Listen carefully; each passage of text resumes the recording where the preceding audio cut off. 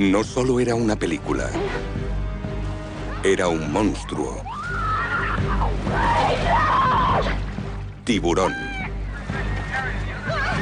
Todo dientes y adrenalina, Tiburón explotaba algo primitivo. La película me daba un miedo mortal. Daba pavor. Pero su filmación provocó aún más terror. Era una auténtica catástrofe. Una lucha contra los desastres de producción. Nunca había experimentado nada parecido. Pensábamos que nos quedaríamos ahí siempre. Para llevar el cine de aventura hasta el límite y más allá. Steven era despedido cada día. Pensaba, ¿qué he hecho? Esto es Tiburón desde dentro.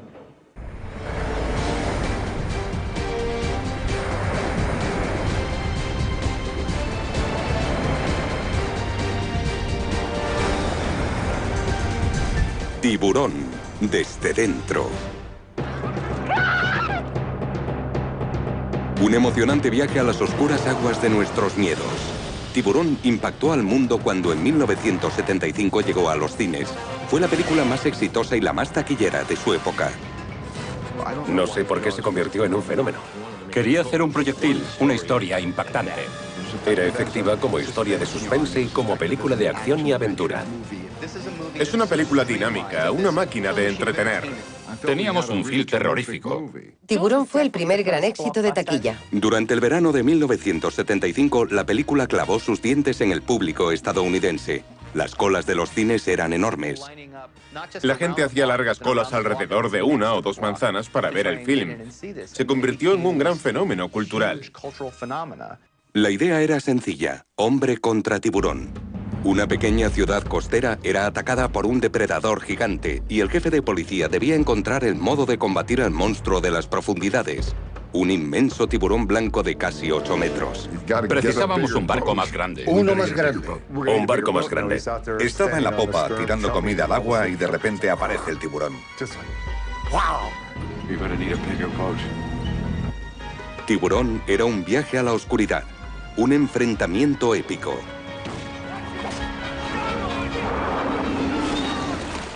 Pero los productores querían crear algo más que una película de terror. Una historia de aventura que se centrara en la humanidad de los personajes. Brody, el jefe de policía. Se ve metido en esa situación y ni siquiera le gusta el agua. Es un hombre corriente que tiene que enfrentarse a un monstruo primitivo. ¿Quién sobrevivirá? Hooper, el joven y divertido biólogo marino. Richard Dreyfuss, en el papel de Matt Hooper, hace una de las mejores interpretaciones cómicas de los 70. Es energía y energía. Recuerdo que pensaba, vaya, es el mejor trabajo que he hecho. Quint, el cazador de tiburones, el viejo lobo de mar. El capitán Quint, interpretado por el fallecido Robert Shaw, nos hacía pensar que había visto cosas que nos pondrían los pelos de punta. Era un tipo duro. Creía que ningún tiburón podría derrotarlo. La esposa de Brody, Ellen, la joven madre que aporta el toque humano a la película. Murray Hamilton, el alcalde que intenta ocultar el problema para que la economía turística del pueblo no se vea afectada.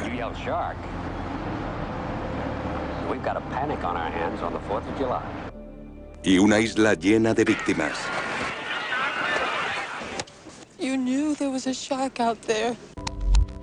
Finalmente la película inmortalizaría a sus estrellas, a su creador, al lugar donde fue filmada y, por supuesto, al tiburón. Sin embargo, casi no llega a rodarse. Para sus creadores, su producción fue una aventura casi tan increíble como la propia historia. Todo comenzó con un director de 27 años preocupado porque esta cinta hundiera su carrera incluso antes de empezar: Steven Spielberg. Fue la producción más dura de mi carrera y aún tengo pesadillas con ella.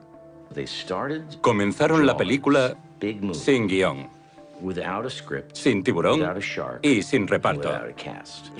Filmarla fue una pesadilla.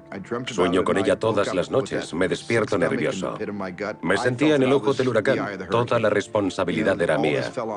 Hacíamos algo que nadie había hecho antes. Teníamos que improvisar. Los problemas con los tiburones, los barcos y el clima de Nueva Inglaterra hicieron que el rodaje durara el triple de lo previsto y que el presupuesto se duplicara. Al equipo le preocupaba cada vez más que la película fuera un desastre en más de un sentido. Fue casi una misión imposible.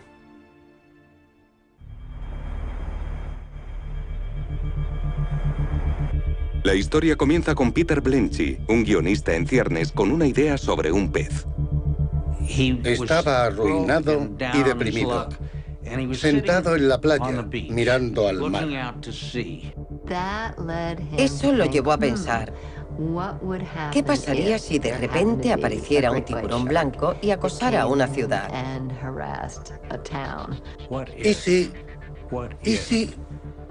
Recuerdo que me lo contó y le dije, Peter, es la idea más absurda que he oído nunca. Yo pensaría en otra cosa, cariño. Y esa idea no solo cambió su vida, sino también la mía, la de David Brown y la de Steven Spielberg. Aquella idea dio en el blanco. Tras el éxito de El Golpe, los productores Richard Zanuck y David Brown conocieron la existencia del manuscrito a través de la esposa de este último, Helen Gurley, editora de la revista Cosmopolitan. Zanuck lo llevó a su oficina y fue allí donde lo vio el joven director. Había un enorme montón de folios sobre el escritorio de su secretaria. Y en la página superior ponía Tiburón. No sabía de qué trataba, pero el título me pareció muy interesante. Steven Spielberg era un joven y ambicioso director con varios títulos en su haber.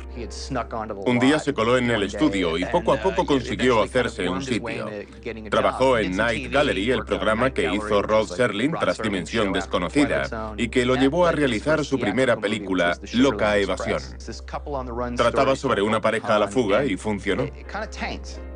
Aunque Spielberg no era entonces una superestrella, los productores vieron su potencial. Steven sabía más que nadie sobre movimientos, cámaras, lentes, trabajar o perfeccionar una escena. Dick me dijo, ya tenemos director para este proyecto, pero queremos conocer tu opinión. Para Spielberg, el guión era perfecto. Su temática era similar a la de una película que yo había hecho para la ABC llamada El Diablo sobre Ruedas. Es como un prototipo de Tiburón. El protagonista se ve amenazado por un enorme tráiler en la autopista. Nunca se veía quién lo conducía y eso engendraba miedo. Cuando el lunes siguiente llegué a mi despacho, le dije a Dick Zanuck, si le sucede algo al director que le has asignado este proyecto, si lo dejara, yo estaría encantado de retomarlo. Pero los productores decidieron continuar con el director elegido hasta que un comentario les hizo cambiar de opinión. Nunca lo olvidaré. Dijo, tengo una clara visión de cómo voy a empezar la película. Estamos bajo el agua y empezamos a salir de ella viendo la ciudad. Entonces la ballena salta. Benchley lo miró fijamente y le dijo, ¿querrás decir el tiburón? Entonces Peter Benchley dijo, no quiero trabajar con un director que no distingue a un tiburón de una ballena. Y me lo pidieron a mí. Le dije, no queremos a alguien con experiencia. No quiero hacer la típica historia de aventuras. Este chico hará algo brillante. A pesar de que el proyecto le fue ofrecido a Spielberg, el director tenía sus reservas, ya que estaba deseoso por trabajar en otro guión titulado Los aventureros de Lucky Lady. Así que pidió consejo a su mentor, Sid Sheinberg, presidente de MCA Universal. Estoy convencido de que en mi lápida alguien escribirá, este es el hombre que descubrió a Steven Spielberg. Obviamente no se puede descubrir a Spielberg, se descubre en las montañas. Al principio de su carrera entablamos una gran amistad y trabajé como su representante, entre otras cosas. Spielberg le mostró el guión de Los aventureros de Lucky Lady. Me dijo, creo que es un guión muy bien escrito, pero no es comercial. Necesitas hacer Tiburón. Y mientras Los aventureros de Lucky Lady se convertían en el trampolín de Burt Reynolds y Liza Minnelli, Spielberg se preguntaba si tomó la decisión correcta. Se enfadó conmigo porque prácticamente le prohibí hacerla y me dijo, ¿cómo has podido? Eres mi amigo. ¿Cómo me has hecho rechazar esta película? Durante los siguientes meses se haría esa pregunta en más de una ocasión. ¿Por qué rechazó Los aventureros de Lucky Lady? Y no me alegré de haber tomado aquella decisión hasta que no transcurrieron 45 días de rodaje. Incluso a mitad de la filmación seguía enfadado. Convertir Tiburón en una película sería una tarea de proporciones épicas, ya que su filmación en el Océano Atlántico casi acaba con el reparto y el equipo. Aquella decisión nos atormentó todo el verano. Fue precipitada. Nadie era consciente de lo que nos sucedería la primera vez que filmamos en alta mar. Esta es la historia de Tiburón, la historia de un monstruo de casi 8 metros que casi devora el proceso de producción. Mr. Vaughn, I pulled a tooth the size of a shot glass out of the wrecked hull of a boat out there, and it was the tooth of a great white. En 1974, Tiburón entraba en la lista de los libros más vendidos. Pero llevarlo a la gran pantalla resultaría todo un desafío. En la historia del cine ha habido películas sobre momias, gorilas monstruosos e incluso invasores de Marte. Pero nadie había pensado en hacer una película sobre un tiburón gigante. Filmarla en mar abierto era algo sin precedentes. Para el joven Steven Spielberg, la clave del rodaje de su primera superproducción era el realismo, tanto del tiburón como de la localización. Me sugirieron que la filmara en un gran tanque, en la parte de atrás del estudio o en un lago, cuyas aguas son más tranquilas. Pero fui yo quien insistió en rodarla en el Océano Atlántico, una auténtica locura. Ningún estudio había hecho nunca algo así. Fue una locura filmar en mar abierto. No creo que algo así se permitiera hoy en día. El agua de los lagos o de los tanques no tiene la misma textura ni violencia que la de los océanos. Tenía que ser una historia convincente sobre un gran tiburón blanco, porque si no, nadie la creería. Los productores estaban preocupados, pero Spielberg se mostró inflexible. Sin océano no habría película. Aquella decisión nos atormentó todo el verano. Luchamos contra el Atlántico día tras día. Y en muchas ocasiones regresamos frustrados. Mientras, los productores Brown y Zanuck se centraban en el tiburón.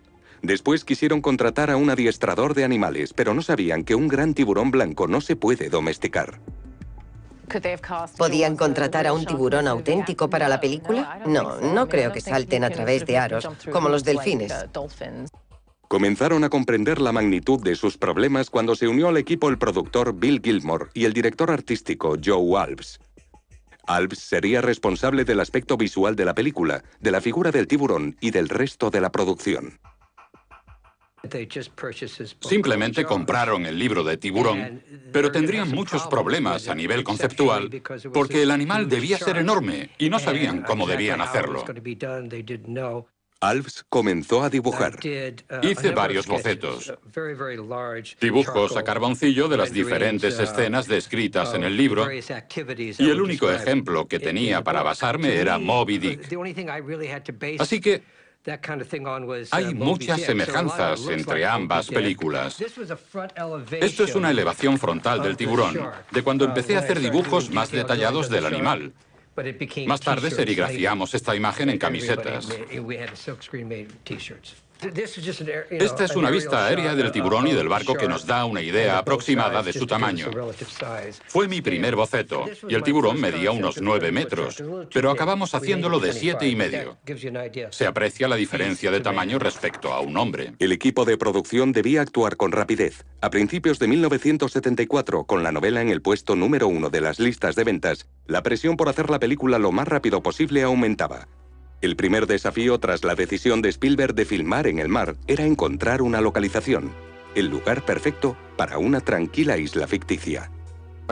Había oído hablar de Martha's Vineyard, una pequeña comunidad de veraneantes que podía encajar con la cinta. Vi otras zonas como Cape Cod o Long Island. Pero Martha's Vineyard era muy original y queríamos el puerto de Edgartown para la película, así que todos hicimos un esfuerzo. Pero la idea no gustaba a todos. Mucha gente estaba molesta, no encontraban aparcamiento, había muchos barcos, todo estaba abarrotado, había mucha confusión. Pero a pesar de las quejas de los residentes, el punto de mira estaba en el guión, ya que distaba bastante de estar preparado. Si mal no recuerdo, el primer borrador del guión era bastante decepcionante. No teníamos un guión definitivo. Peter tuvo problemas con el primer borrador y escribió 3 versiones diferentes. Peter me dijo, me he dejado la piel en esto, es lo mejor que puedo hacerlo. Y me sentí perdido. Spielberg acudió a los productores en busca de ayuda. David Brown me dijo, hay un escritor que ha creado una obra fantástica ganadora de un Tony titulada La Gran Esperanza Blanca. Se llama Howard Sackler. Le dije, genial. La Gran Esperanza Blanca, el gran tiburón blanco, trabaja el mismo género. Spielberg y Sackler trabajaron juntos durante 3 semanas sentando las bases de la película. Era un comienzo, pero Spielberg sabía que tenía que ser algo más que una simple película de terror. Acudí a mi amigo Carl Gottlieb, que había escrito varios guiones cómicos, porque sentía que necesitábamos algo de frivolidad en el filme. En aquella época, yo era el corrector de guiones en La extraña pareja y también era guionista cómico para la televisión. Steven me envió una copia del guión con una nota que ponía, destrípalo. Quería que hubiera algunas bromas en la película. No quería que solo fuera una cacería sombría. Hice varias anotaciones y se lo envié. Le dije, si trabajásemos juntos, esto es lo que yo haría. Spielberg desayunaba con Zanuck y Brown cuando les enseñó las ideas de Gottlieb. Steven me llamó por la mañana a eso de las 10 y me dijo, ¿podrías venir al Hotel Bel Air para reunirte con Richard Zanuck y David Brown y hablar del guión? Comenzamos a hablar y el desayuno se convirtió en un almuerzo, en una merienda y en una cena. Al día siguiente lo contrataron como guionista. Peter bendijo el día que le presentaron a Carl Gottlieb porque era fantástico. Mientras Spielberg comenzaba el casting, Gottlieb se instaló en el hotel en la habitación contigua a la suya para escribir. Poco después, y con el guión aún por terminar, ambos viajarían a Martha's Vineyard para comenzar la preproducción desde la cabaña que alquilaron. Todas las mañanas, antes de comenzar a filmar, hablábamos sobre el guión y lo que necesitaba. Esta casa es como una isla dentro de una isla. Estoy muy acostumbrado a Los Ángeles y al constante ruido de la autopista. Aquí no hay nada de eso. De hecho, no hay ningún ruido. Tardé 3 semanas en aclimatarme y poder dormir sin ruido. Pero incluso cuando seguía planificando la película, el tiempo apremiaba. Era abril y a los productores les preocupaba cuánto tiempo seguiría siendo tan popular el libro. Y lo que era aún peor, el sindicato de actores amenazaba con una huelga. El estudio no dejaba de decir, tenéis que terminar la película antes de la posible huelga.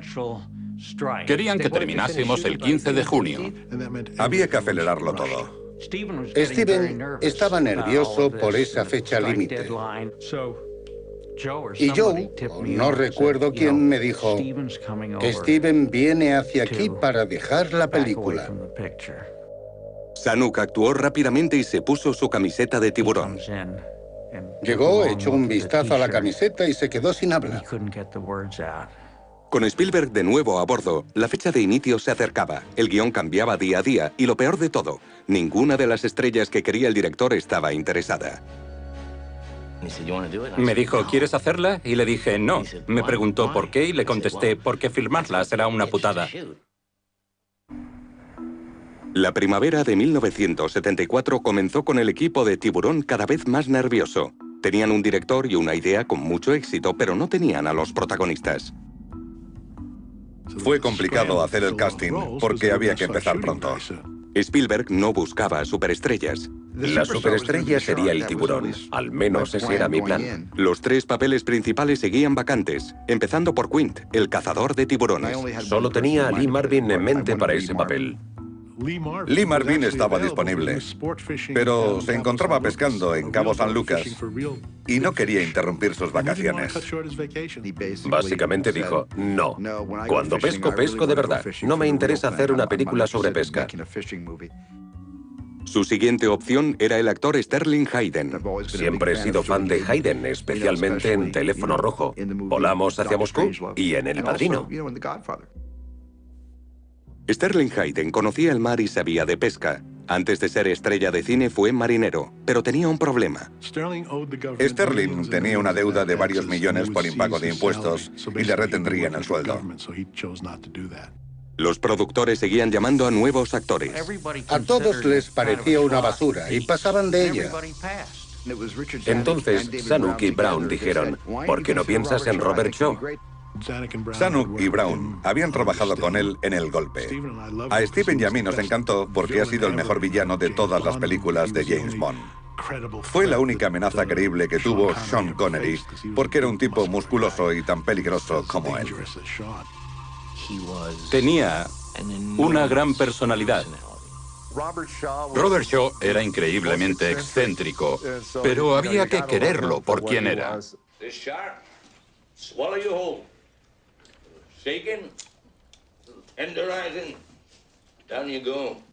Con el papel de Quint cubierto, comenzaron la búsqueda de Hooper. El estudio quería a Jan Michael Vincent porque se correspondía con el personaje descrito en el libro. Alto, rubio, guapo e intelectual. Pero Spielberg tenía otra idea. Richard Dreyfuss era mi primera elección. Me dijo, ¿quieres hacerla? Y le dije, no. Me preguntó por qué y le contesté, porque filmarla será una putada. Intentó convencerme para que no hiciera la película. Soy muy vago y prefiero verla a filmarla.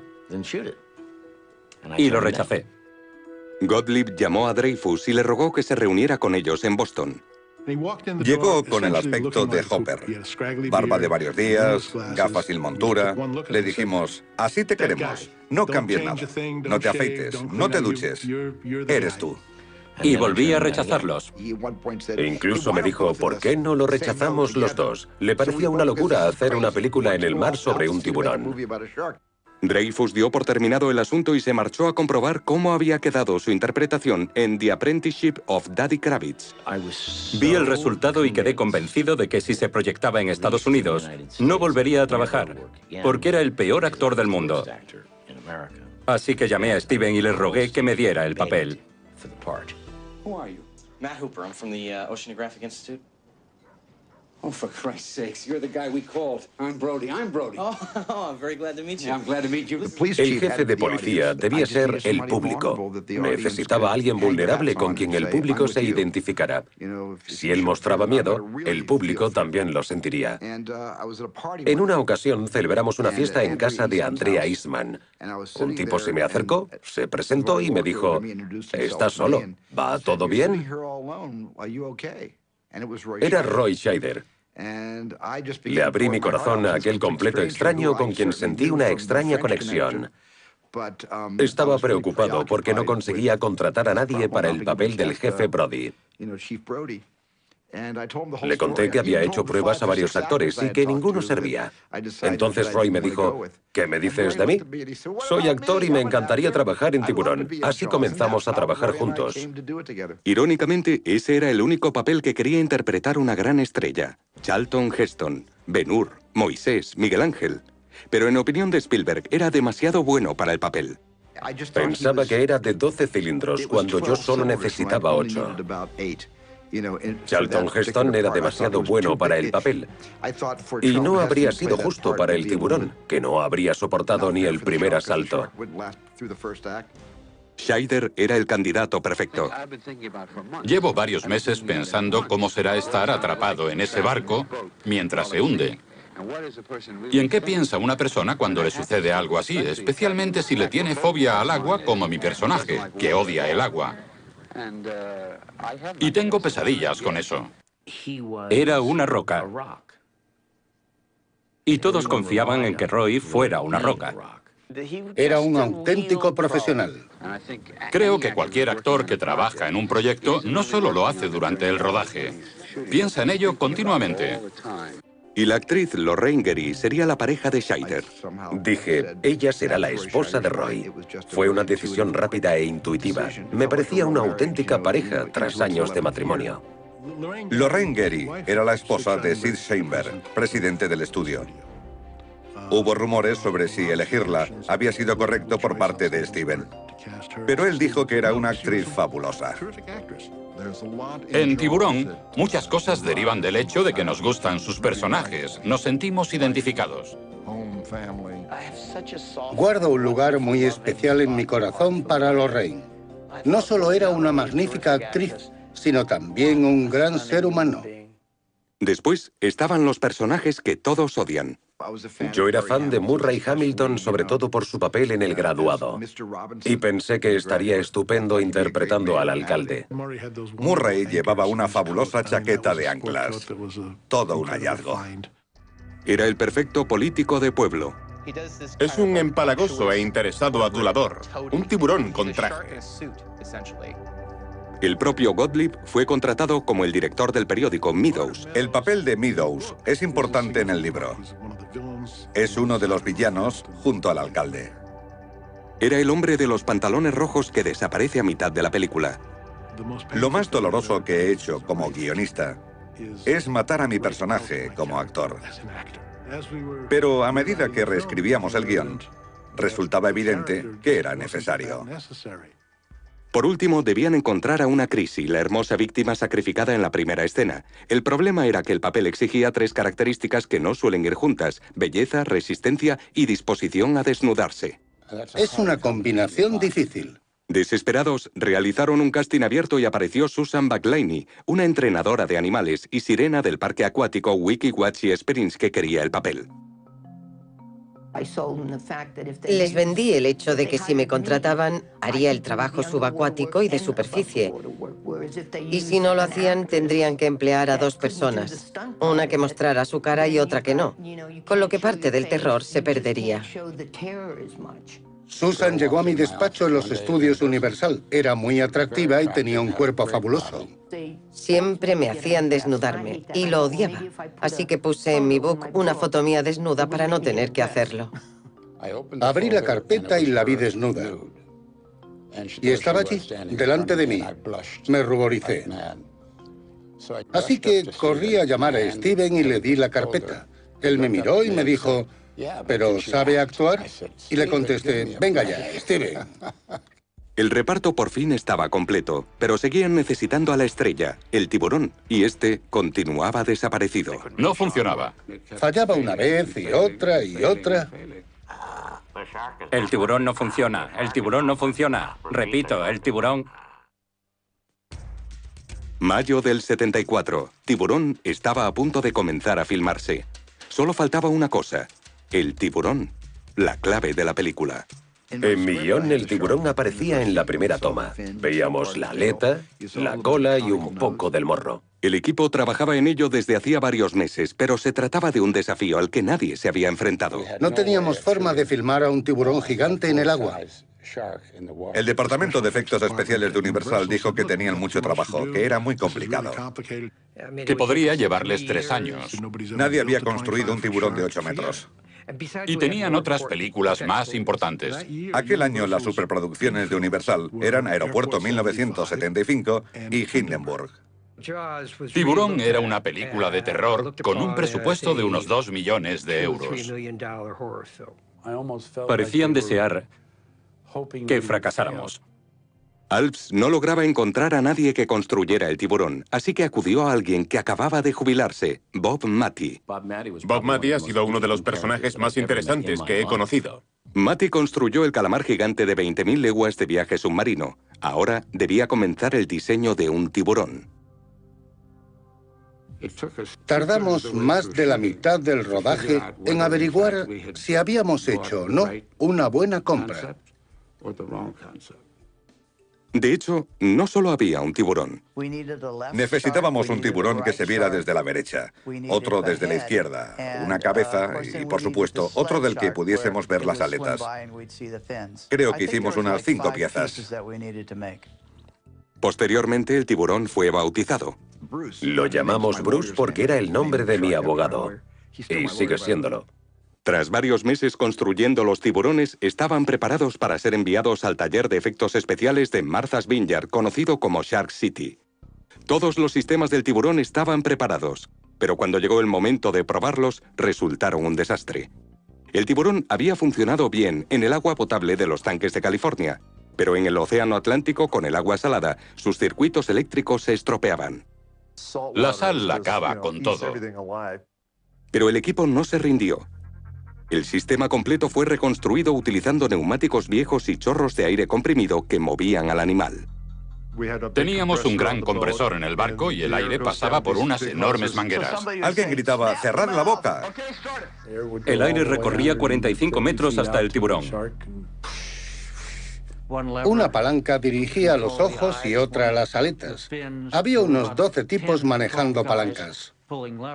Era un sistema innovador e ingenioso. Pero todos los días se rompía algo y tenía que ser reparado. A veces poníamos el tiburón en el agua y no se movía. Teníamos que volver a sacarlo y ponerle parches, tornillos, lo que fuera necesario.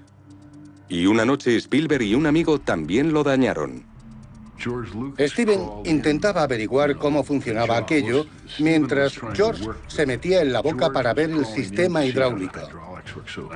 Steven intentó cerrarla sobre George y lo rompió. Salieron corriendo como si fueran niños. Spielberg intentaba que todo lo relacionado con el tiburón fuera un secreto, pero el secreto fue descubierto. De alguna forma, una maqueta del tiburón de madera o de plástico llegó a la revista Time. No solo publicaron que habíamos construido un tiburón, sino que hicieron una fotografía del lado opuesto para que se viera todo el mecanismo. La revista Time publicó la foto. Me disgusté mucho. Creí que mataría a alguien. Estaba convencido de que aquello era mucho peor que la muerte. Creía que si el público se enteraba de que estábamos trabajando con un gran tiburón mecánico, con tubos saliendo de él en todas direcciones y un enorme brazo mecánico que lo impulsaba por el agua, conocerían la realidad que se escondía tras la cortina del Mago de Oz. Y no querrían ver la película. Pensaba que nadie querría ver una película sobre un tiburón mecánico. Pero la mayor preocupación de Spielberg era que a punto de comenzar la filmación e incluso después de haber cambiado de tecnología, el tiburón seguía sin funcionar. Nos pasamos toda la película preocupados por la credibilidad del tiburón. Bromeábamos diciendo que no había que preocuparse por el tiburón, porque era tan lento que podía salir del agua e incluso de la isla antes de que te alcanzara. Fallaba una vez y otra y otra. Por toda la isla se oía a través de los altavoces: el tiburón no funciona. El tiburón no funciona. La tensión crecía a medida que pasaban los días. Nos sentíamos cada vez más preocupados al revisar lo que habíamos filmado y ver que el tiburón no funcionaba. El tiburón no funcionaba nunca. Y la película que él intentaba filmar no podía filmarse. En mi guión, el tiburón atacaba y devoraba a Chrissy Watkins. En el guión gráfico, el tiburón aparecía muchas más veces a lo largo de la película. Pero el hecho de que no funcionara lo cambiaba todo. Tuve que idear cómo contar la historia sin el tiburón. Tuvo que inventarse otra forma de filmar que insinuara la presencia de un tiburón, lo que la convirtió en una gran película. Pensé en Alfred Hitchcock. ¿Qué habría hecho él en una situación como esta? Y empecé a pensar en ella como una película de Hitchcock en lugar de una de Godzilla. Y se me ocurrió jugar con la idea de la superficie del agua. El hecho de que no puedas ver tus pies cuando te bañas, de no ver nada por debajo de tu cintura, es absolutamente aterrador. ¿Qué hay debajo de ahí? Así que tomaron la decisión de no mostrar al tiburón, y ese fue en muchos sentidos el toque maestro de la película. Invitaba al público a usar su imaginación. Fue la imaginación colectiva lo que convirtió a la película en un éxito. En cierto modo, el hecho de que el tiburón no funcionara fue la clave de la filmación.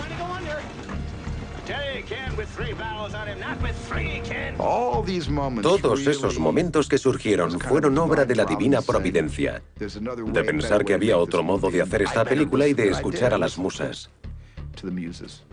Pero la lucha contra el tiburón no había hecho más que empezar, porque ahora la producción se adentraba en aguas inexploradas. Fue una de las cosas más peligrosas que hicimos.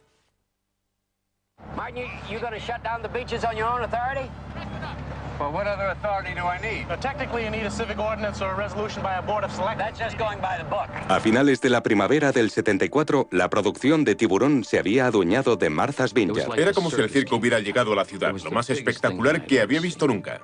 A medida que el equipo se instalaba, Spielberg y Gottlieb daban forma al guión. Trabajábamos continuamente. Volvíamos al anochecer y no teníamos mucho tiempo para hacer nada más. Cenábamos juntos y pasábamos varias horas trabajando en lo que íbamos a filmar al día siguiente. Gran parte de la película se planificó de noche en la cabaña. Carl reescribía las frases con Richard Dreyfuss, Robert Shaw, Roy Scheider, conmigo, con Lorraine Werrick. Llegados a ese punto, todos aportaban ideas y Carl las organizaba en forma de guión. Fue fantástico escribir así, porque podía hablar con los actores sobre lo que iban a decir y aportaban sugerencias. Los actores estudian a sus personajes mejor que nadie.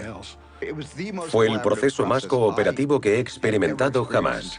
En cuanto a la contribución de los actores al guión, todas esas contribuciones estaban destinadas a dar vida a los personajes. Fue una época maravillosa y todos estaban centrados en la película. Pero no todos pensaban que era tan maravilloso. Una de las cosas más terroríficas de mi carrera fue sentarme a cenar en casa de Steven, en Martha's Vineyard, cuando él y Carl Gottlieb preparaban el trabajo del día siguiente. Daba miedo, porque no podía evitar preguntarme si al final todo encajaría. El cámara Bill Butler también trabajó sin descanso. Spielberg tenía una imagen muy concreta en mente para las tomas acuáticas. Le dije, Bill, quiero que el público sienta que está metido en el agua y que el nivel de esta llegue hasta la lente. Bill construyó una caja con una ventana de cristal que llamó caja de agua. Gracias a ella bajaba la cámara hasta el agua y hacía unas tomas increíbles. Quería reflejar la ansiedad por la posible presencia de un tiburón.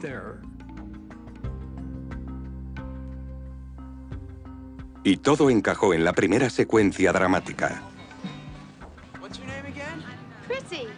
Hay una fiesta en la playa y una chica y yo nos miramos. Yo estoy sentada sola, sin hacer nada. De repente se me acerca un joven y salgo corriendo. Se quita la ropa y se mete en el agua. Yo intento hacer lo mismo, pero tropiezo y me caigo. La secuencia en la que Susan McClaney es atacada por el tiburón es una de las cosas más peligrosas que hicimos. Me dijo, cuando tu toma esté terminada, quiero que el público acabe escondido con las palomitas bajo los asientos del cine. El cámara, el ayudante del cámara, Spielberg, todos estuvieron conmigo durante la secuencia. Y la cámara estaba dentro de una gran caja negra para poder filmar por encima y por debajo del agua. La mantenían justo al nivel del agua. Intencionadamente no se veía al tiburón.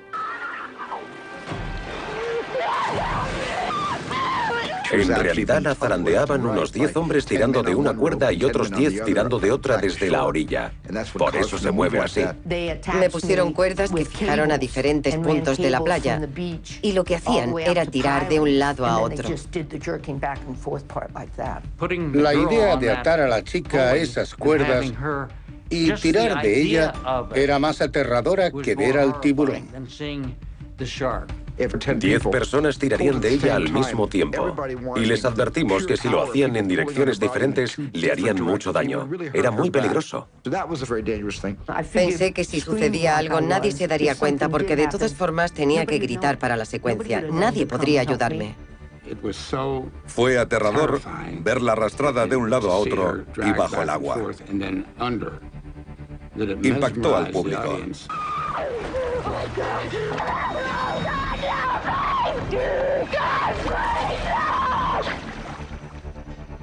En la última toma, él mismo tiró de la cuerda porque quería que fuera de un modo determinado. Ella rezaba y luchaba por coger aire y de repente es sumergida. Yo tiré de la cuerda en ese momento. Posteriormente se retocaría.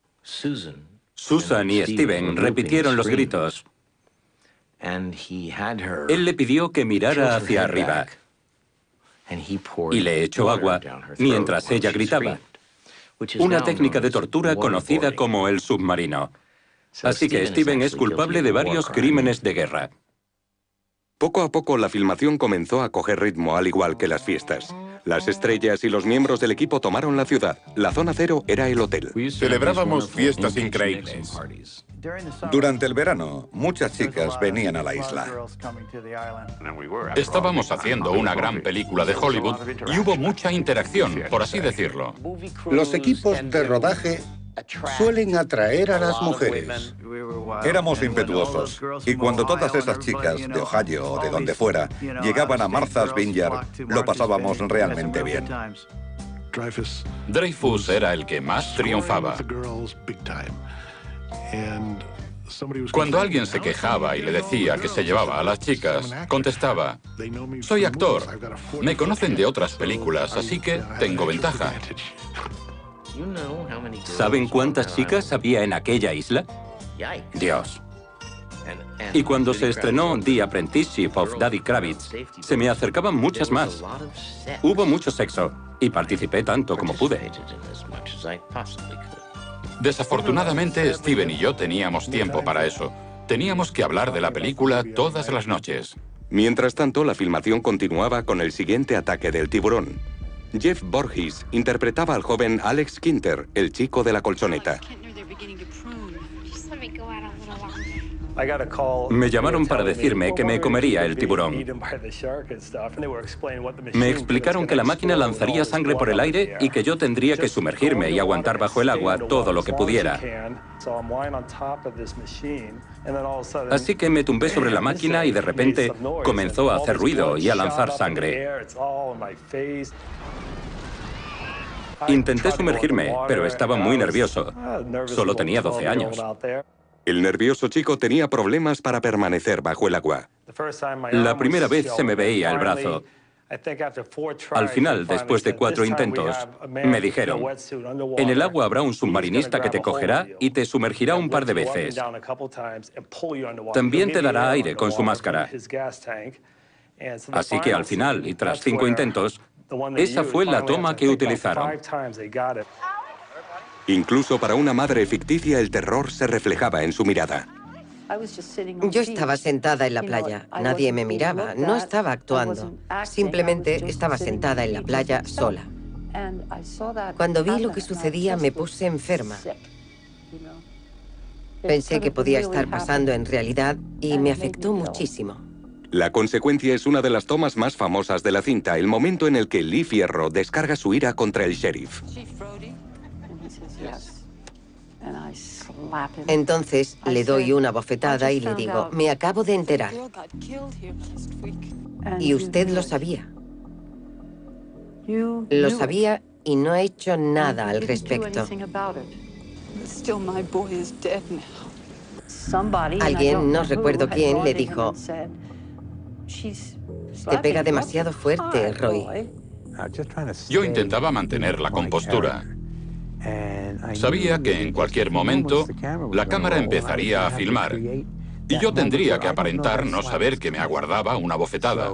Y eso no es fácil de conseguir. Creo que en total lo abofeteé 17 veces ese día. Después, mucha gente me ha pedido que le dé una bofetada. Se me acercan y me piden que los abofetee. A mitad del rodaje, Tiburón iba viento en popa. Las tomas en tierra se hacían según lo previsto, pero nadie era consciente de cuánto se complicaría la situación una vez que salieran al mar. La gente siempre estaba nerviosa. Era una pesadilla. Le dije: no hay tiburones en Waikiki. Y me contestó: no, la verdad es que hay tiburones en todas partes. Que estoy aquí y que soy un hombre marcado. Me siento seguro porque no me meto en el agua.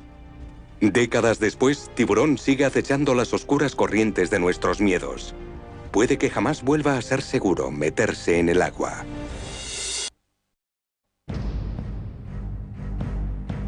No solo era una película. Era un monstruo. Tiburón. Todo dientes y adrenalina, Tiburón explotaba algo primitivo. La película me daba un miedo mortal. Daba pavor.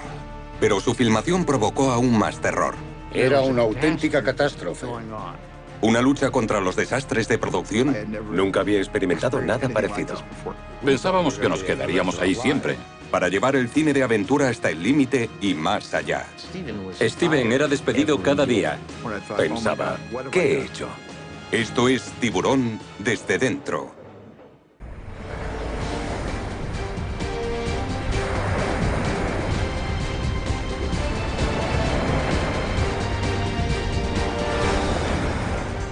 Tiburón desde dentro.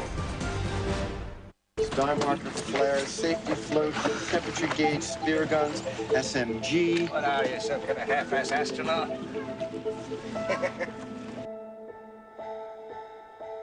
Tras mes y medio en tierra, Tiburón estaba a punto de zarpar hacia aguas inexploradas. Los primeros 40 días de rodaje fueron muy bien, porque filmamos las tomas de tierra. Reservamos algunas de ellas por si le sucedía algo al tiburón, ya que necesitaríamos lo que llamamos un plató de reserva. Pero cuando el tiburón comenzó a fallar, acabamos en menos de una semana con todo lo que habíamos guardado por si surgían problemas o se producía algún fallo mecánico. Solo podíamos filmar al tiburón. Todo resultaba más complicado en el agua, incluso lo más básico. Salieron al mar y no sabían qué hacer porque el barco se movía constantemente. Si ponían la cámara en un trípode, los espectadores acabarían mareados. Yo pensaba que en Hollywood tendrían algún sofisticado sistema del que yo no sabía nada y que solucionaría el problema. Pero no fue así y tuvimos que sujetar las cámaras nosotros mismos. Hay un motivo por el que nunca se habían filmado películas en el mar.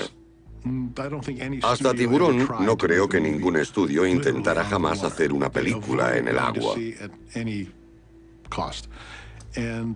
Intentaban evitarlo a toda costa, y en nuestra ingenuidad y entusiasmo decidimos hacerlo con enormes e imprevistas consecuencias. Las olas cambian, el viento cambia y los barcos cambian de dirección. Teníamos que volver a la orilla a por todo lo que no llevábamos. Para cualquier cosa que necesitábamos, teníamos que enviar un barco a por ello. Era muy molesto. Había barcos de alquiler que contratábamos constantemente. En medio se encontraba la pieza central, una plataforma utilizada para dirigir al tiburón. Tenía tanta parafernalia a bordo que incluso la bautizaron. Garage Sale, el mercadillo. La llamada era Garage Sale a Shark City. Cambio. Garage Sale era una isla hecha a medida donde se guardaba el equipamiento que controlaba el tiburón. Lo primero que hacíamos antes de comenzar era cerrar el Garage Sale y echar las anclas. Luego metíamos el tiburón en el agua y conectábamos los cables. El equipo partía a primera hora de la mañana antes del amanecer para preparar la toma y posicionar los barcos. Teníamos varias anclas fijadas a unos 10 metros de profundidad, pero cuando la corriente era muy fuerte, las arrastraba. Bill Butler salía a echarles un vistazo y lo primero que oíamos era: no está en la posición correcta. Y tardábamos casi medio día en volver a situarnos, así que era otro día perdido. La corriente tiraba de la plataforma hacia un lado y del emplazamiento de las cámaras hacia el otro, mientras que el Orca se movía hacia allí y al final se perdía la toma. Lo teníamos todo preparado y de repente aparecía un velero al fondo. Se veían aquellos enormes veleros de Hyannis pasando por el horizonte. Steven se volvía loco y yo también. Necesitaba un fondo limpio, lograr que el público se sintiera tan aislado como el reparto en aquel pequeño barco de 15 metros. No podían verse veleros o parecería que había gente divirtiéndose. Teníamos que esperar a que pasaran de largo. Teníamos que esperar a que el fondo estuviera vacío. Y si aparecía algún barco, lo único que podíamos hacer era esperar a que no volviera a pasar ninguno más. Cuando había pasado el último barco, aparecieron dos más, pero aún se les veía de fondo. Así que tomé la decisión de filmar la toma al instante. Teníamos 7 minutos antes de que pasara por detrás, o tendríamos que echar las anclas en otro sitio, y eso nos llevaba casi 2 horas. Esas eran las decisiones que tenía que tomar, más que cuestiones estéticas, creativas o artísticas. Eran decisiones logísticas, en las que todos debían colaborar para filmar una simple toma. Hoy sería fácil, solo tendríamos que borrar los barcos digitalmente. Pero entonces no existía esa tecnología. Además, algunos miembros del equipo, entre ellos Dreyfus, no sabían pilotar sus propios barcos. Steven me dijo: quiero que cojas ese barco, gires ahí y atraques. Y le contesté: no sé hacerlo, nunca he pilotado un barco. Así que, después de estrellarme contra el muelle 17 veces y hacerlo todo mal, decidieron empezar la toma conmigo ya en el muelle.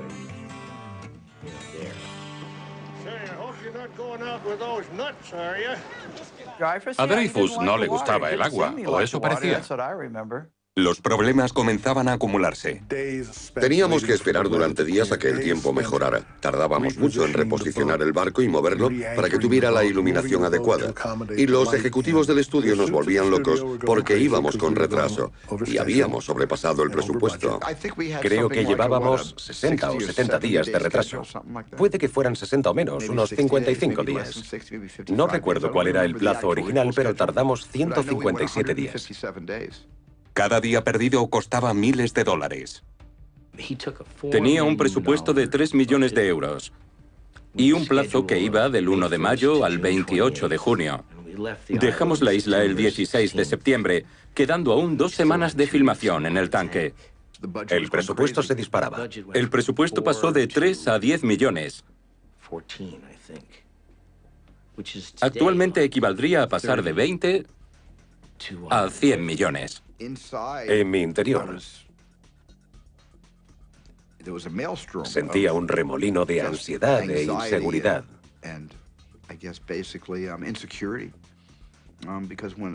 Era incapaz de controlar el día. Y este acababa controlándome a mí. Estábamos a merced de los vientos, las mareas y las corrientes. Nos pasamos. Creo que establecimos una especie de récord. Bill y yo nos sentábamos a estudiar las cartas náuticas para ver si podíamos trasladar todo el equipo a Jamaica o a cualquier otro sitio. Universal Studio es muy estricto con los plazos. Gana dinero respetando las planificaciones y los presupuestos. El tiburón no funcionaba y todo lo que utilizábamos para los efectos especiales también estaba dañado. No había nada que hacer, solo podía sentarme en la cubierta del barco y esperar a que el ayudante de dirección nos avisara de que podíamos continuar. La pregunta era, ¿nos cerrarán el grifo y saldremos de Martha's Vineyard para terminar el rodaje con un presupuesto mínimo? ¿O nos permitirían seguir filmando? Además de las dificultades de filmar en el mar, el principal problema era el tiburón. Cada vez que creían que estaba listo, volvía a estropearse. El tiburón se averiaba todos los días. Siempre había algo que no funcionaba. Una pieza reventaba y cosas así. Odiábamos al tiburón. Nunca funcionaba. Quizás debimos construir un tanque y filmar las tomas frente a un fondo azul. Era una pesadilla. Todos comenzaron a sentir pánico. Nadie sabía qué pasaba. Pero nadie hablaba sobre el mayor de los temores. ¿Y si el tiburón no quedaba bien en pantalla? Estaba aterrado, porque creía que no terminaríamos la película a ningún precio.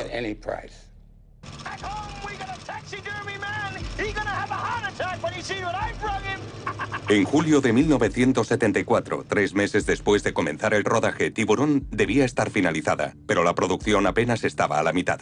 Los 5 meses que estuvimos allí fueron un auténtico caos. El equipo comenzaba a notar la tensión. Los días de rodaje todos estaban malhumorados. Las parejas se divorciaban. En Spielberg, de 27 años, recaía la mayor responsabilidad. Era como si no hiciéramos progresos. Como si tuviéramos que filmar una película contra un fuerte viento o una corriente. Intentábamos abrirnos camino por el guión, pero la corriente nos hacía retroceder cada día. En medio de todo esto, surgió una especie de contienda entre 2 de los protagonistas, Richard Dreyfuss y Robert Shaw. Richard acababa de protagonizar una película titulada The Apprenticeship of Daddy Kravitz. Dreyfuss estaba recibiendo unas críticas excelentes. Un día se trajo el New York Times a bordo con un artículo a doble página con 30 reseñas. Robert era muy competitivo en todo, y supongo que también lo era con las críticas. Dreyfuss solía decir, ¿qué hago en esta isla? ¿Por qué estoy aquí? Debería estar firmando autógrafos. Debería estar celebrándolo en Nueva York. Y eso molestaba a Robert Shaw. Así empezaron sus diferencias. Shaw era un alborotador, un instigador, y le gustaba irritar a la gente. Era malicioso. Pensaba que Dreyfuss necesitaba que le bajaran los humos, que era un joven engreído sin experiencia. Y al igual que había tensión entre su personaje y el de Dreyfus, también la había entre Chow y Dreyfus.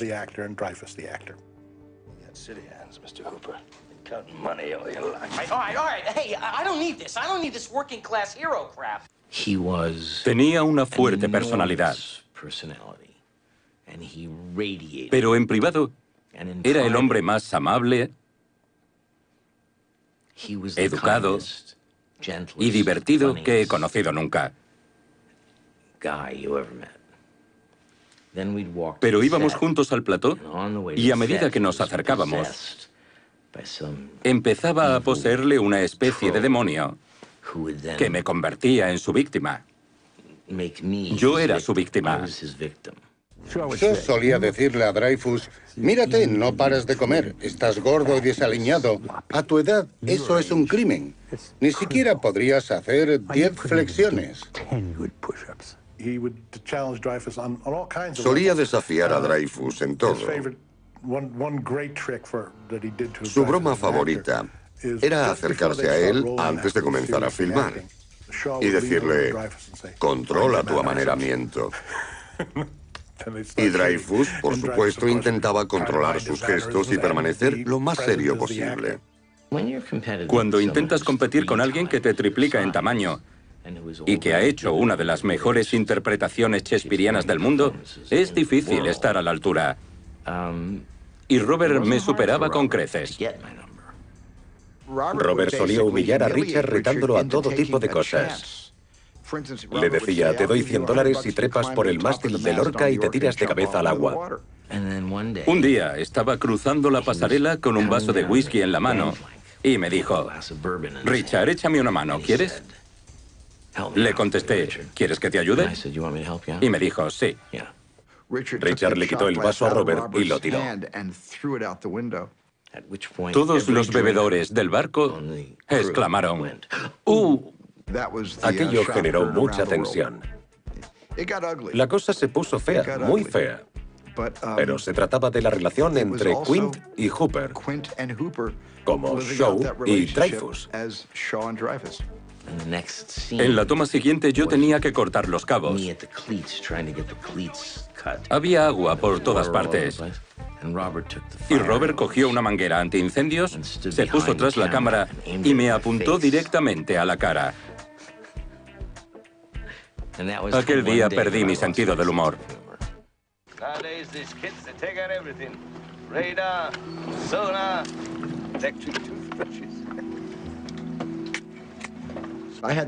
Se me ocurrió que Richard viera cómo Robert se bebía una lata de cerveza de un trago y cómo luego la estrujaba con la mano.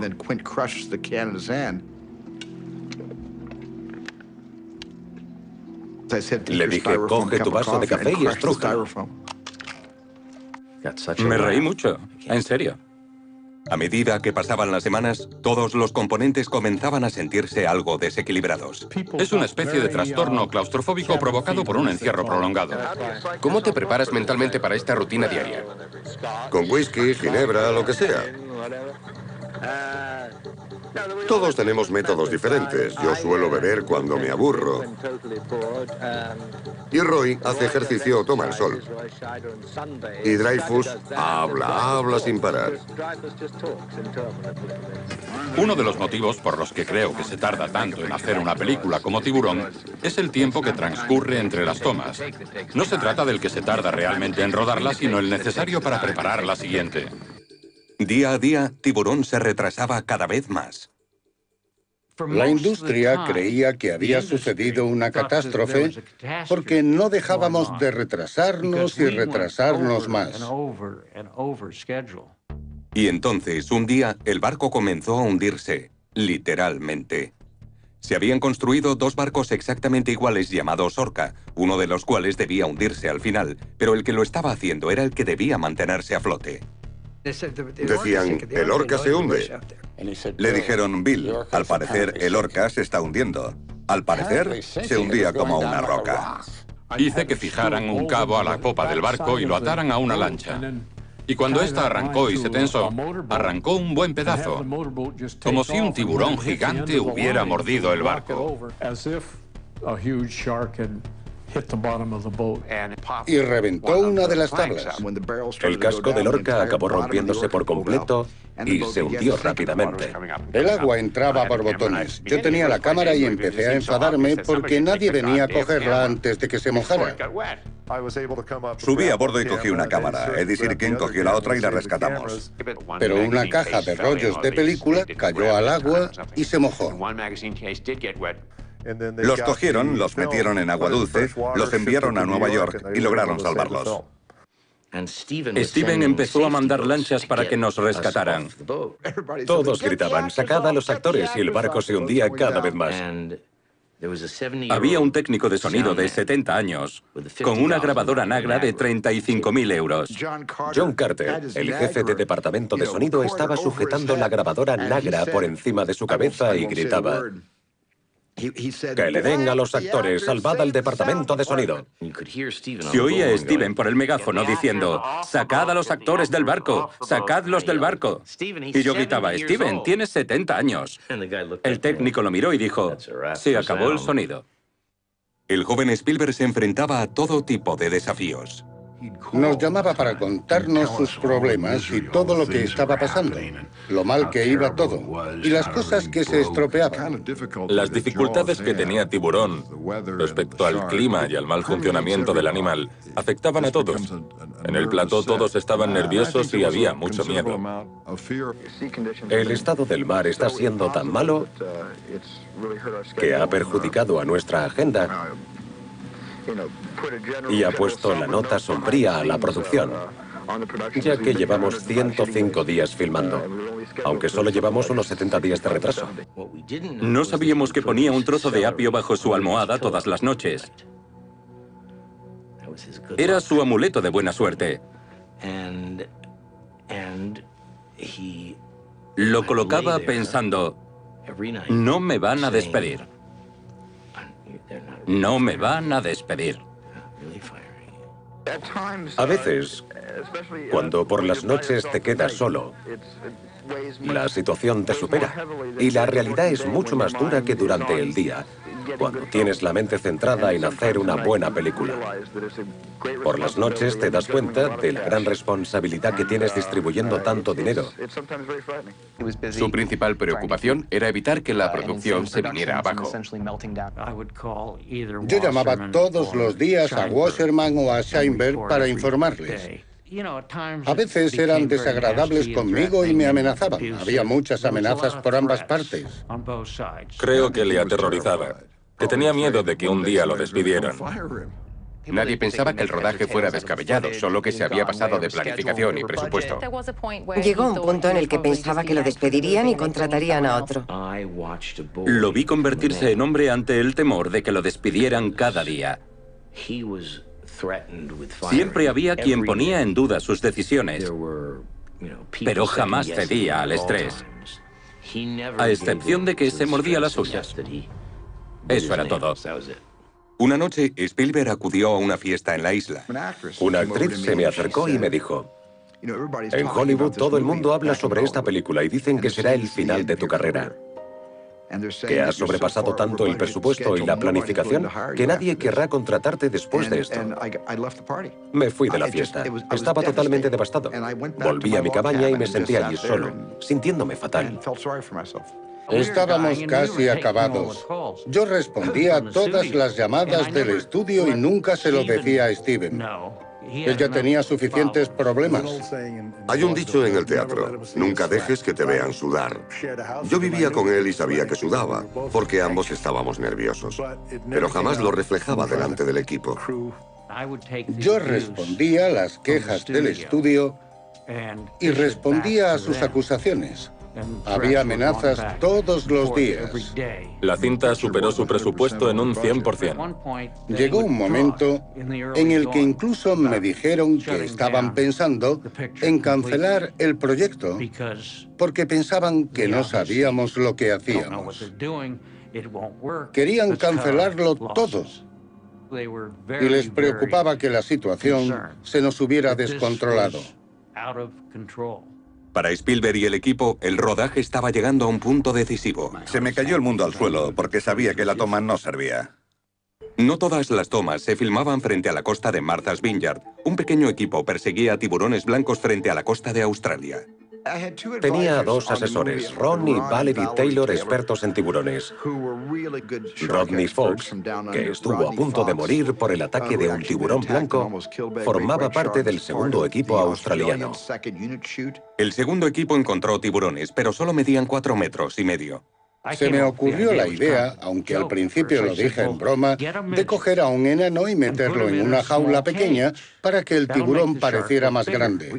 Si encontrábamos a una persona pequeña y la metíamos en una jaula pequeña, un tiburón de 5 metros parecería de 10. Carl Risso, un especialista de 1,40 metros, sustituyó a Dreyfus en su encuentro con el tiburón. Pero la filmación acabaría siendo tan terrorífica como la propia película, cuando el gran blanco atacó a Risso en su jaula. Sufrió un infarto bajo el agua porque el tiburón empezó a embestir su pequeña jaula y las barras eran muy finas. La jaula era demasiado frágil, pero sobrevivió. El problema fue que se metió en la jaula. Llegó un tiburón y le entró el pánico, quedándose rápidamente sin aire. Yo le dije a Bill, he metido la pata. No pensé en que la gente pequeña respira como la grande y solo tiene 8 minutos de aire, porque los tanques son muy pequeños. Al día siguiente recibieron más noticias. Me dijo que tenía la mejor toma del tiburón que había visto en la vida. El tiburón había logrado romper la jaula, mordiendo las barras. A medida que me lo contaban, me venía abajo porque tenía que hacerle la pregunta más importante. ¿Estaba el especialista en la jaula? Y me dijo, no, aún no había bajado. Por supuesto, se me cayó el mundo al suelo, porque sabía que la toma no servía. Vimos lo que habían filmado y Zanuck dijo, ¿dónde está Hooper? Se suponía que debía comérselo el tiburón. Sin el especialista dentro de la jaula, la toma no servía. Ron y Valerie se sumergieron con sus cámaras para filmar al tiburón atrapado en la jaula, retorciéndose y mordiendo los barrotes para liberarse. Era un material con mucha fuerza. En el guión de rodaje, Hooper muere. Pero la toma tenía tanta fuerza que Spielberg decidió cambiar la historia y permitir que el biólogo viviera. Un gran tiburón blanco frente a las costas sur de Australia cambió el guión de la película.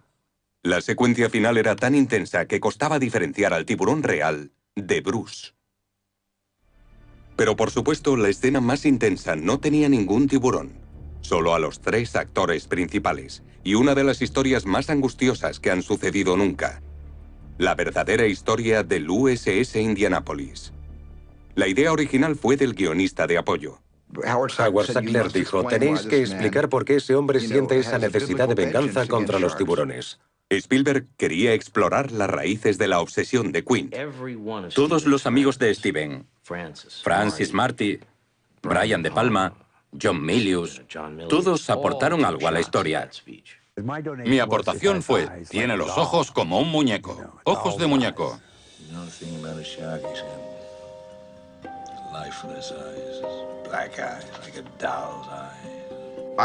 Recuerdo que le envié el guión a John Milius y le dije, John, léelo a ver si puedes echarme una mano. Y lo hizo y me envió ajustes muy interesantes. Un día, Dreyfus y él me llamaron para decirme, tenemos que explicar por qué odia a los tiburones. Y me senté a escribir sobre ello. Cuando le hablamos de la idea, escribió un excelente monólogo de 8 páginas sobre el hundimiento del Indianapolis y la experiencia de Quint a bordo de él. La explosión fue como una campana que anunciaba la cena. Los tiburones comenzaron a llegar devorando a los hombres caídos al agua. Fue Robert quien redujo la intervención a unas 5 páginas. Fue él quien resumió la versión extendida de Milius y la adaptó a la película.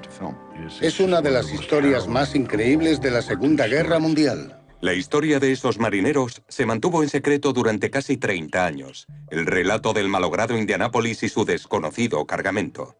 Llevábamos a bordo los componentes de las 2 bombas atómicas, pero desconocíamos que se trataba de ellas. No teníamos ni idea.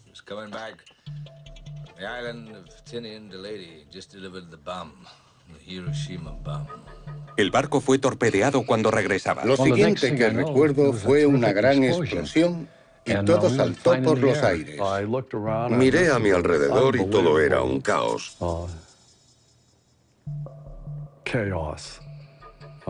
Había hombres tirados por todas partes.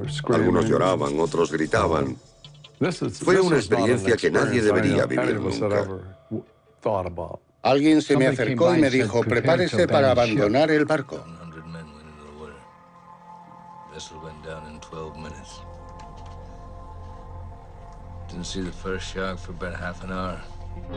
Los tiburones comenzaron a rodearnos. No sabría calcular cuántos había, pero eran muchos. Estábamos rodeados de aletas. No atacaron directamente al grupo, sino que nos rodearon.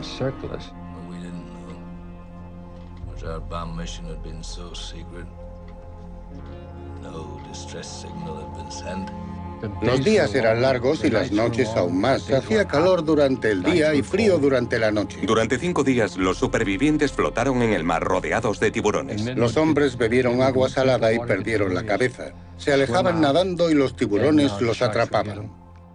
Fue macabro. Los tiburones los arrastraban bajo el agua, se comían sus extremidades y el resto del cuerpo flotaba hasta la superficie. Shark comes the nearest man, that man he start pounding and hollering and screaming. Sometimes the shark go away. Sometimes he wouldn't go away. Casi 1.200 hombres cayeron al agua. Solo 316 sobrevivieron. Por supuesto, fue la interpretación de Robert Shaw la que hizo que aquella escena fuera épica, pero tuvo un alto precio. Robert Shaw procedía de una larga tradición de actores ingleses bebedores. Era contemporáneo de Peter O'Toole, Albert Finney y Richard Harris, todos famosos alcohólicos. Vino a verme la mañana que íbamos a filmar el monólogo y dijo, con tu permiso me gustaría tomarme unas copas antes de la toma. 1 hora después era trasladado al barco por 2 miembros del equipo. Fue el día más largo de nuestras vidas. En algún universo paralelo, ese día aún no ha terminado. Robert Shaw estaba completamente borracho cuando hizo ese discurso. Ese día no estaba en condiciones de hacerlo. A las 3 de la madrugada llamó a Spielberg y le preguntó, ¿me he humillado mucho? Y este le respondió, no del todo. Al día siguiente vino e hizo la toma totalmente sobrio, y estando así la abordó. Hay tomas que hace borracho y tomas que hace sobrio, pero es imposible distinguirlas. Su interpretación es brillante. 1,100 men went in the water. 316 men come out. The sharks took the rest June the 29th, 1945. El Indianápolis. Esa es mi parte favorita de la película. Está bien escrita e interpretada. En mi opinión, es la toma más humana de Tiburón. Y una de las secuencias mejor dirigidas de Steven Spielberg. Para los supervivientes, la secuencia resultó muy emotiva. La mayoría había guardado silencio sobre el incidente. Siempre he intentado apartarme de todo aquello que pudiera indicar a mi familia qué hice durante la guerra. Cuando estrenaron Tiburón, mis hijos fueron a verla y me dijeron que fuera, pero yo les contesté, no pienso ir a ver tiburones. Desconocían que su historia formaba parte de la película. Me impactó saberlo. Lo cierto es que me afectó. Un hombre estaba contando mi historia al mundo.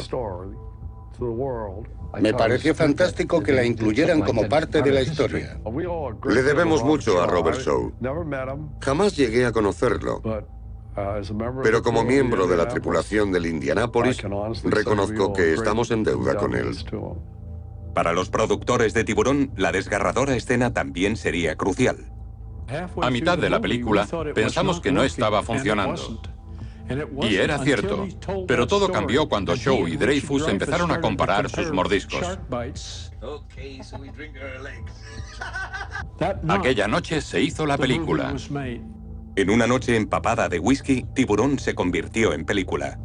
Una vez que terminamos esa toma, cuando tuvimos la escena, tanto Steven como yo supimos que teníamos la película. Pero no todos estaban tan convencidos en aquel momento. Yo pensaba que sería un desastre. Incluso lo dije en televisión. Pensé, he ido demasiado lejos. Pero si conseguían terminar la película, un gran éxito les aguardaba.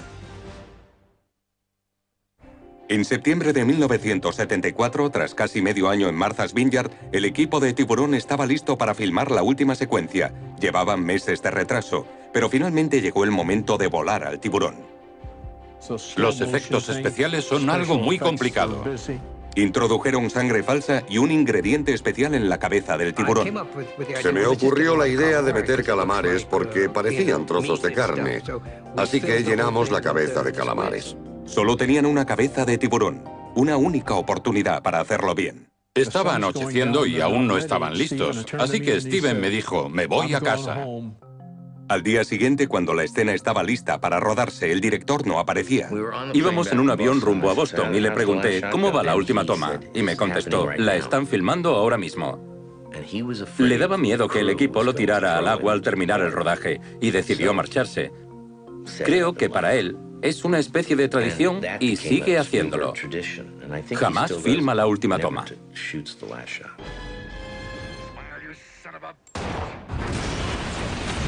Los escenarios se desmontaron, pero nadie sabía cómo quedaría la película. Yo pensaba que sería un desastre, incluso lo dije en televisión. El culpable no es Steven Spielberg, sino Universal Studios.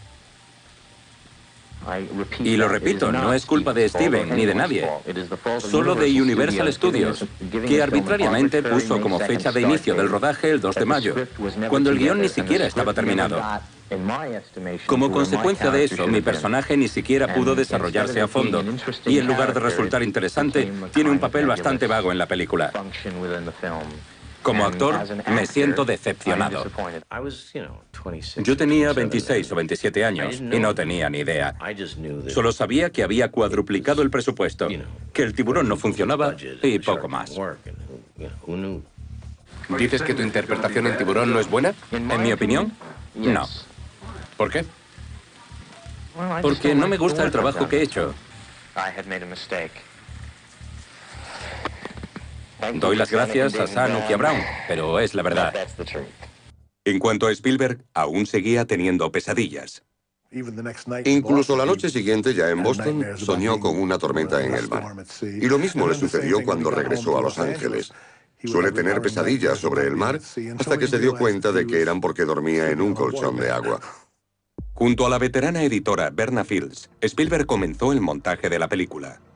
La mayor parte del proceso de edición se realizó en el Valle de San Fernando, en la sala de edición que tenía en su casa junto a la piscina. Steven, Bogdanovich y Lucas la llamaban la mamá gallina. Era increíblemente buena hurgando entre secuencias para encontrar fotogramas que suavizaran las transiciones. Mientras tanto, Spielberg daba los últimos retoques. A Steven se le ocurrió la idea de filmar un par de tomas más, mientras montaba la película con Verna Fields. Quería una secuencia en la que la cabeza de Ben Garner apareciera flotando en el famoso agujero del barco hundido. Me volví ambicioso y quise arrancar un grito más al público. Construí el casco de un barco e hice el agujero. Luego lo llevamos a la casa de Verna Fields y lo metimos en su piscina. Para imitar las turbias aguas del Atlántico, echaron leche en el agua. Se me ocurrió que mientras observaba el diente y el público estuviera distraído mirándolo, se inclinara hacia el agujero y de repente apareciera la cabeza de Ben Garner con un ojo menos ante Richard Dreyfuss.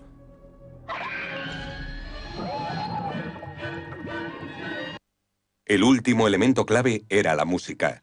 John Williams trabajaba en las partituras que definirían la película. Creo que la mayor contribución que ha hecho a cualquiera de las películas a las que puso música y que resultó siendo un éxito comercial fue a Tiburón. Puso el colofón a las secuencias con melodías de estilo Stravinsky. La primera vez que Williams tocó el tema principal para Spielberg pensó que bromeaba. La primera vez que toqué el tema de Tiburón al piano, hice con esas notas. Y Steven me miró y me dijo, ¿crees que funcionará? Pero pronto dejaron de dudarlo. La música Era aterradora.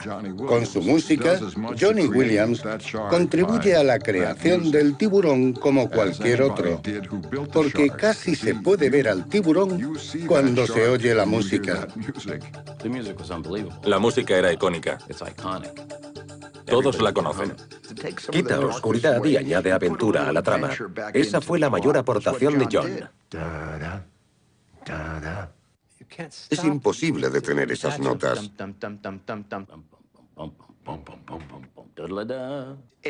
Y alcanza ese crescendo de ataque y muerte. Es aterradora.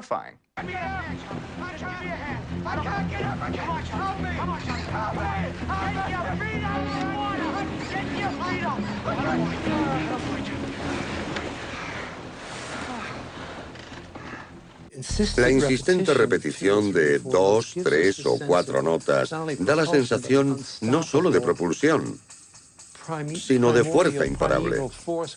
Si te metes en el agua y alguien comienza a tocar esa música, te sales inmediatamente. La noche del estreno en cines, Spielberg y los productores estaban aterrados. No tenía ni idea de cómo resultaría. Habíamos sobrepasado el presupuesto y superado en 157 días la fecha límite de rodaje, así que el estudio estaba en números rojos. Era probable que no volviera a encontrar trabajo.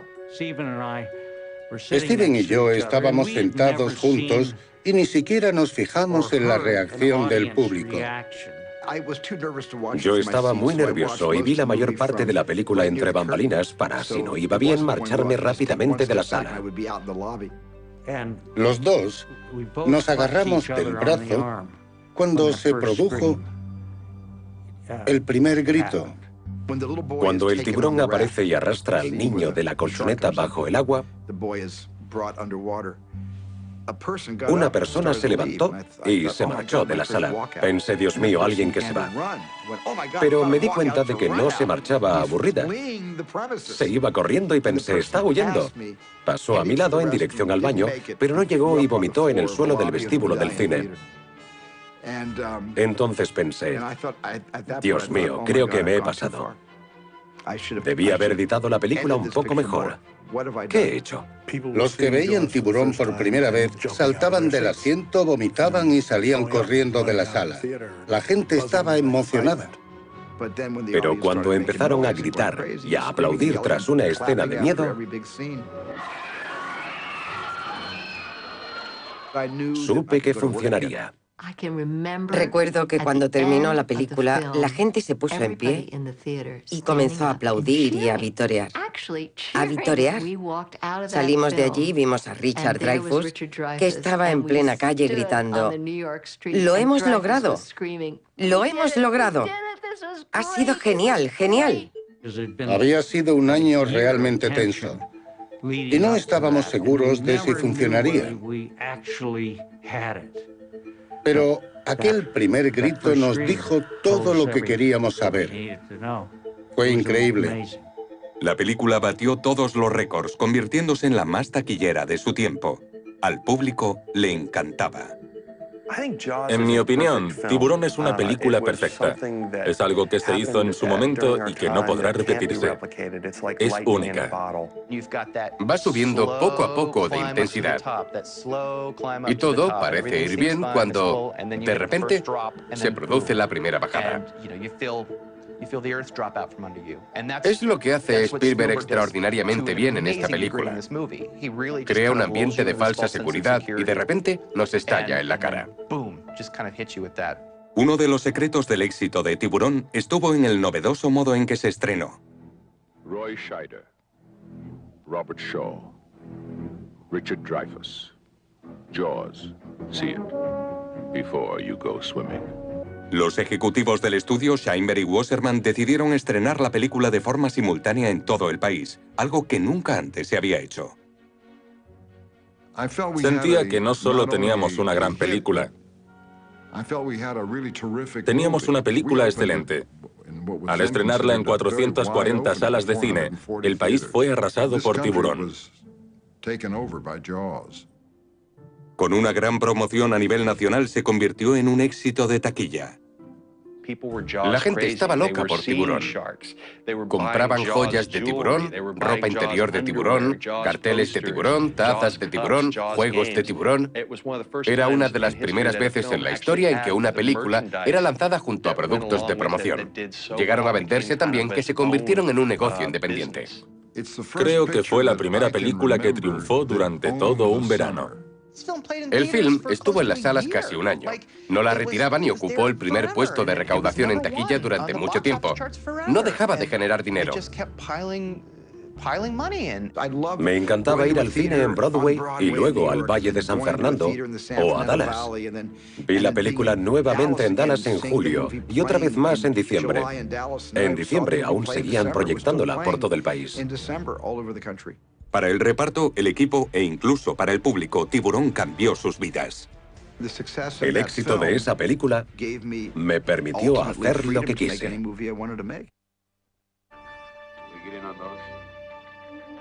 35 años después, queda patente que Tiburón atrajo al público y a los que trabajaron en ella a aguas inexploradas. Fue divertido formar parte de algo tan grande. Peter y yo hemos conocido a científicos de todo el mundo que decidieron dedicarse a la biología marina por Tiburón. Pero sobre todo, Tiburón fue la película que cambió la vida de Steven Spielberg. La película que pensó que destruiría su nombre en Hollywood acabó dándoselo. Fue entonces cuando Spielberg se convirtió en un nombre muy conocido. Para alguien tan joven y siendo su segunda película, debió ser increíble. Según el director, Tiburón hizo que fuera posible el resto de su carrera. El éxito de la película me dio libertad para hacer lo que quise. Creo que de no haber sido por Tiburón, nadie me habría dado la oportunidad de hacer encuentros en la tercera fase. La película no solo fue un éxito, sino que generó toda una industria de secuelas. Tiburón 2, El Gran Tiburón y Tiburón La Venganza. En cuanto a Spielberg, pasó a protagonizar la larga lista de éxitos por los que es conocido. Desde E.T. el extraterrestre, Parque Jurásico y la saga de Indiana Jones hasta Salvar al soldado Ryan y la lista de Schindler. Otros jóvenes directores se sintieron inspirados por Tiburón. Es alucinante. Kevin Smith, Bryan Singer, Steven Soderbergh, todos esos directores se han dedicado a esto por Tiburón. La película convirtió a sus protagonistas en grandes estrellas. Richard Dreyfuss trabajó en Encuentros en la tercera fase y La chica del adiós. Roy Scheider en Empieza el espectáculo y El trueno azul. Robert Shaw sufrió un infarto y falleció tan solo 3 años después del lanzamiento de la película. Otros actores se convirtieron en estrellas tras las cámaras. Jeffrey Kramer, siendo el productor ejecutivo de series de televisión como Ally McBeal y El abogado. Todo funcionó. Los actores, el guión genialmente escrito, la edición, la fotografía. Fue una perfecta tormenta de creatividad y me alegro de haber formado parte de ello. Jonathan Filley, el chico de la playa, se convirtió en un productor y director de producción de éxito, con proyectos como Sexo en Nueva York y American Gangster. Lee Fierro, la señora Kepner, se convirtió en directora artística del taller de teatro Island, donde continúa actuando y dirigiendo. No creo que ninguno de nosotros tuviera ni idea de la sensación que causaría la película y el éxito que tendría. Nadie lo sabía. Y Lorraine Gary produce documentales sobre los derechos humanos. Los ejecutivos también causaron un gran impacto en Hollywood. Sid Sheinberg dirigió el estudio Universal durante más de 3 décadas y sigue produciendo. Los productores Zanuck y Brown lanzaron algunos de los mayores éxitos de los últimos tiempos, desde Paseando a Miss Daisy hasta El veredicto. Fue un hito en nuestras carreras.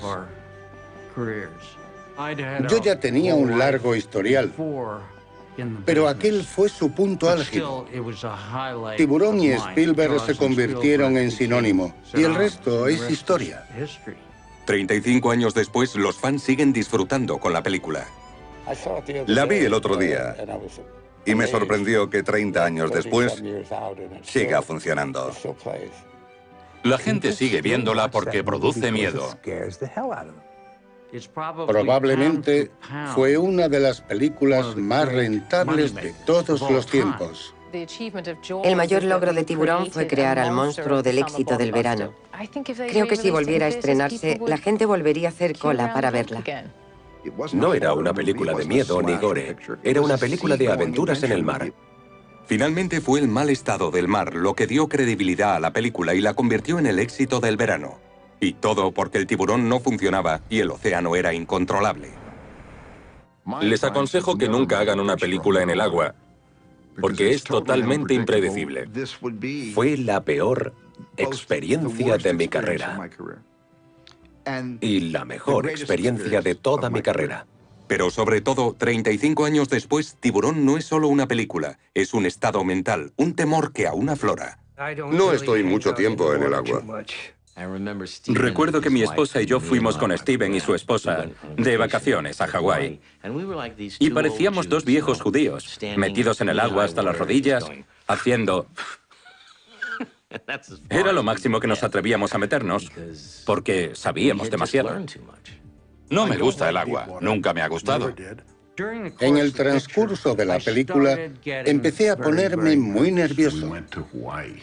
Fuimos a Hawái de vacaciones para desconectar y practicar surf. Me da miedo meterme en el agua. Y le dije, Steven, ¿cogemos unas olas? Es una experiencia increíble. Ya no me adentro tanto como antes. Y me contestó, no pienso meterme en el agua. Sé que me están esperando. Lo saben. Jamás me meteré en el agua porque tienen cuentas que saldar conmigo. Empezó a darme miedo el agua. Y le dije, no hay tiburones en Waikiki. Y me contestó, no, hay tiburones en todas partes. Y la verdad es que estoy aquí y que soy un hombre marcado. Me siento seguro porque no me meto en el agua. Décadas después, Tiburón sigue acechando las oscuras corrientes de nuestros miedos. Puede que jamás vuelva a ser seguro meterse en el agua.